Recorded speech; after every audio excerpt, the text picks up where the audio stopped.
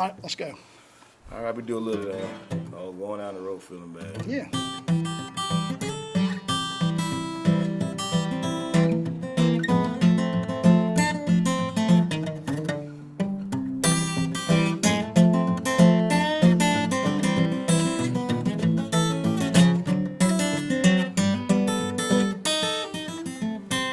Well, I'm going down this road feeling bad, honey, baby. Yes, I'm going down this road feeling bad.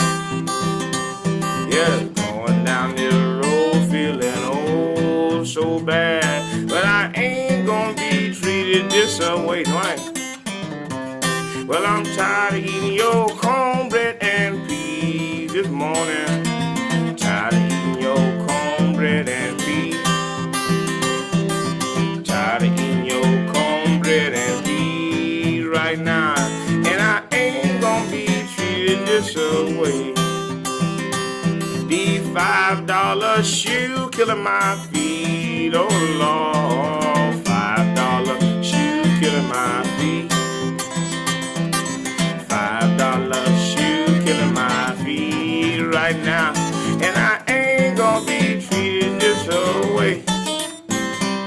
Take $20 shoes to fit my feet. Yes, I do. Take $20 shoes to fit my feet. Take $20 shoes to fit my feet. All right. And I ain't gonna be treated just so. No, I ain't, baby.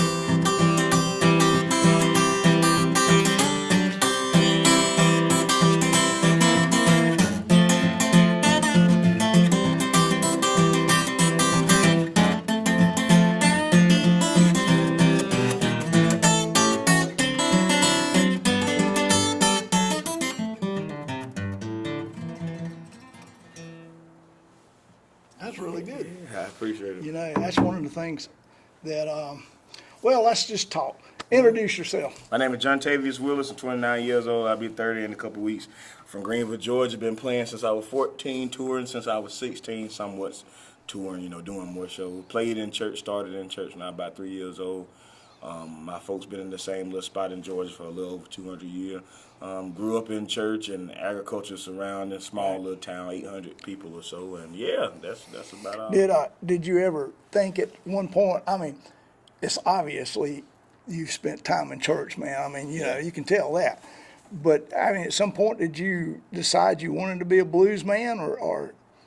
I knew I wanted to play blues for sure when I turned 14. I played other instruments before, and it just didn't hit with me like blues did. And I think and coming up in church is such a thin line between the two, and it felt just as good, you know, if it was just as rewarding and gratifying as playing gospel music. I knew I wanted to play the blues when I was a kid because the only radio station I could get two, one in Memphis, Tennessee, and one in Chicago, and I really wanted to be a blues harmonica player, and that's happened for me actually. But you know. So you know pretty early on about stuff like that, right? Mm-hmm. I mean, even though you're rooted in the church, you know there's something past that for you too, right? For sure. Oh, yeah. One of the things I really enjoyed yesterday is how you mixed the traditional blues with your own stuff. Yeah. You know, that new record's hot, man. Well, I appreciate it. Thank you. And a great presentation of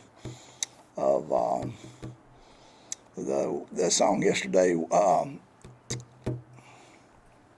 I'm drawing a blank. Yeah, you can take your time. No, I tell you what the song is. It was an old song or a new song? No, it's one of your songs. Somebody asked for it. A Long-Winded Woman? Yeah, Long-Winded Woman. Yeah. I mean, it was a good presentation of it, too. You know, it wasn't like I'm just going to do it, you know. Yeah, you did the whole talking thing. Yeah, for sure. I try to, you know, as a musician and as an artist, you think about what you can, you know, trim up and what you can extend. And, you know, like once you play for so many folks, you see what the sticky songs are and what songs, you know, you want to, you know, what song you want to do. Yeah, I'm glad you like that one, man. I really did like it. I like it on the record, but you do it so much better live, you know. It's a different thing from recording it studio is, to playing live. It is. Yeah. And you know, I think you captured it live. I think that audience really enjoyed that. Yeah, I enjoyed them. That was fun. Yeah, that was good. how much banjo? I mean, how'd you learn to play banjo? Is just the thing. Well, you know, banjo tuning is similar to Spanish tuning on It guitar, is kinda, yeah. but you know, it just got 5 strings, and so that was my first. I was playing it kind of the same as Right. you would play standard, Spanish guitar, but then with Spanish tuning guitar, The Spanish tuning, open yeah. G opening and all that Yeah. stuff. But I got a friend that's a wizard on banjo. He played clawhammer, but he also played finger picking Yeah. banjo. He played all, you know. He funny. He was like, if they didn't put the frets up here, they meant that it was meant to be played Yeah, up there, yeah, you know. right. So he one of them guys. He played Play all up and down. Yeah. And so I bought it. Me and him did a tour together in 2019. And so, like I said, prior to that, I was just playing, you know, Yeah, whatever. yeah. But when he showed me a few chords and stuff, and a few, you know, minor chords and things that you can move all up and down, I was like, oh yeah. So that was it. So since 2019, I've been playing, you know, somewhat. So like when how did you break? I mean, you know, was that Taj? Was that It was Taj, because I was playing before I met Taj, but a lot of people, you know, in a lot of instances, you don't make it until somebody else You don't. brings You in. have to have help. Yeah. I mean, a lot of it's luck. Doesn't matter how much talent you have. You got to have somebody in your corner, somebody with the right connection. For sure, that's it. Cause man, Taj's some of a good one, too. He's a real good man. Yeah. He's one of the best ones. He helped a lot of people, and Yeah. he my OG. Like a lot of people got Right. their OG. Taj Yeah. is definitely my OG. Not so much in the sense because I was playing decent enough Right. before I met her, but when you meet some of these folks, Oh. they change your thinking of music, and then you get to talk to them about because. My favorite guys are the old guy that recorded in the 20s and 30s yeah. that I just couldn't meet, you know. Right, I just yeah. wasn't old enough to meet. Sure. But Taj met a lot All of the of them, ones. man. Yeah, A a lot lot of of the them, ones a that lot I of them. love. So we talked to him a lot. Well, I talked to him a lot about, you know, just his, you know, he in the agriculture, and I like a little agriculture. He went to school for agriculture. So we talk about a lot of things, man. Taj is a nice guy. We text each other. He's one of the nicest guys I've interviewed. Really nice guy. Really so talented. He's so too. talented. Yeah, I love Yeah. Taj, man. He's great. Then I guess through him is how you hooked up with Kelmo. That is exactly how I hooked up with Kilmo. So Man, and I met both of them and did the tour when they did that first Taj Moore album. Right. Supposed to be only did a few shows, but I ended up doing about 30, 40. And I mean, we went to places I probably never go again. We like I played the Ryman twice, but opening of course. Right, yeah. But it's still Sure, I the still Grand run. Ole Yeah, Opry, I agree. the Orpheum Theater in New Orleans, Central Park in New York, Austin City Limits, and all these places, and great reception. And you know, that was a big thing for me. And Taj let me ride his bus because I told him I couldn't drive. Though. Right. I was like 20, 21. I would have died trying to drive to some of probably them would places. have. Yeah. Now I done drove there, and now I'm used to it. But back then I wasn't. So those guys was a big help. Even on their last album they covered a song of mine. The last song on the last album they did together, the Taj Moore album. That's my tune, Rough Time Blues, they doing. So yeah, they're my guys. They're my homies. Well, they're good ones to have, man. Yeah, for sure. And both nice guys. Did how early did you start writing? As soon as I started playing. As soon as you started playing. Even before then, because I make up little funny little songs and stuff. Yeah. I remember me and my cousin wrote this song, "My Whip So Clean, So Fresh and Clean." We were outside trying to match up the word to it, but yeah, I didn't. But seriously, right? You know, on into playing and stuff. Yeah, That's pretty cool. So, so when you get your first record deal, how was that? it was cool. I mean, you know, it was different. Yeah. Because the first record wasn't my first record deal. You know, Right, the yeah. second record was a record deal for sure. Right. It was a different kind of situation. You know, Yeah. more contract. It wasn't, but actually, I did that one with Keb label. Yeah. And so it was easy. It was easy with that. Right. And then the next one was a little more difficult. Yeah, because they won't expect more out of Yeah. it. So it's a lot of back and forth, and but I sell pretty good physical. I think blues musicians and maybe some other blues music probably got the more diverse crowds, and man, we still sell CDs. You know. Yeah, I know. I mean, because they still have CDs players. Yeah, for sure. You know?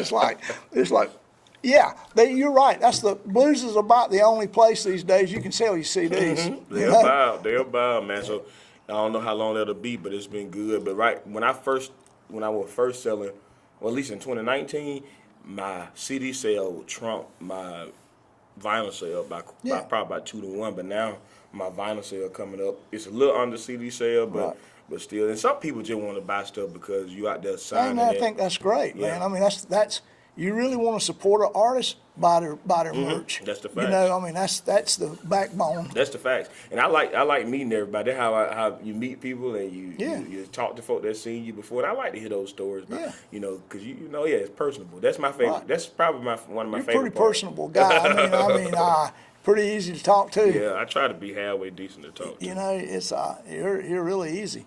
What else we need to know? I don't know, man. I don't know what You got a wanna- new record? I always got stuff. Talk about your new record. Yeah, I got some stuff. The last the one. last one, I did that one I recorded in Macon, Georgia, at this place called Capricorn Records. All right. That's the part I was getting at. You know Yeah. how famous that. You know Yeah. how famous that is. I ended up doing it though because I did like a little residency there with Mercer University. They own Capricorn now. Okay. And so it was a nice little sweet little situation, and I was in there for 7 days, recorded 100-something nice takes of songs, but of those I just put out the song that were the original tunes and the stuff that I had wrote myself. It was a great session, man. Had my friends on there, upright bass, piano, Whirly on there on one track, drums, electric guitar, and acoustic. Just some stuff that I think is like an extension of the music that I like. Cause I like all kinds of blues. Because there's so many different types of blues. But I like all that stuff. Man. Is it you? I mean, for the most part, you're a one-man act these days, right? Yeah, that what I got a band. I tour with my band sometimes. Sometimes, but it have to be the right gig, you know, because I did so much solo Right work. gig, right money. Yeah, right. I tried to be nice. The bottom line is, I play with a guy like that now too, and it's two of us, but sometimes it's five of us. Yeah, and that's You know, different. and that's way different. I mean, then you got to worry about everybody. Then you got to make sure the music is right. And then That's you have true. to, you know, a lot of personalities. But yeah, I do most of it solo. But you find with solo, it's harder to make people dance. It's with hard to solo. make people dance. And it's hard to keep people get engaged too. It So you have is. to do a whole bunch of little tricks. particularly in small places. Yeah, for sure. I mean, For they sure. get everybody's. Yeah, unless it's not if it's a listening room and they come in there just to listen, but you have to work. You got to work, but that's a part of being a musician. It You got is to do part your of it. job, and if you can turn the old heads and get the old folks off of their phone for a split second, you know, then I think You you're know, doing your for a thing. young man, you pretty well got it figured out. I mean, Yeah, I've been playing. I don't play for a lot of people. yeah, for a long time. Yeah, just for a little. Even though your age is not old, you know. Yeah, So, I've been playing for half of my life. Yeah, I Yeah. mean that's great. Yeah, man. Well, I appreciate you taking the time to talk to me. No problem. I love to talk. So I can tell. And I like people that like to talk because I can do a bit of it myself. Thank you so much. No problem at all, brother. Thank Thank you. you. Sam.